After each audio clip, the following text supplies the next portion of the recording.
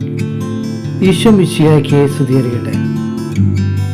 ഓരോ വ്യക്തികൾക്കും അവരുടെ ജീവിത ലക്ഷ്യങ്ങളെക്കുറിച്ച് ഓരോ സങ്കല്പങ്ങളുണ്ടായിരിക്കും.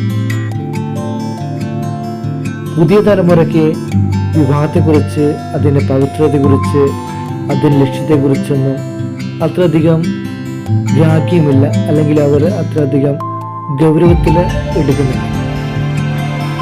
ഈശോയ്ക്ക് വിവാഹത്തെക്കുറിച്ച് നല്ല ബോധ്യം സങ്കല്പത്തിലുണ്ടായി. ദൈവം വിളിച്ചു ചേർത്ത ഒരു ബന്ധമായിട്ട്, ദൈവം യോജിച്ച ഒരു ബന്ധമായിട്ട് ഈശോ അതിനെ കാണുകയാണ്. അതുകൊണ്ട് തന്നെ ഈശോ പറയുക, അവരെ തമ്മിൽ വേർപ്പെടുത്താനായിട്ട് സാധിക്കില്ല. ഈശോയുടെ സങ്കല്പം അനുസരിച്ചുള്ള ഒരു വിവാഹ ജീവിതമാണോ, ദമ്പതികളുമുള്ള ഐക്യമാണോ കാണുന്നത് എന്ന് ഈ നോമ്പുകൾ തമ്മിൽ ചിന്തിക്കും.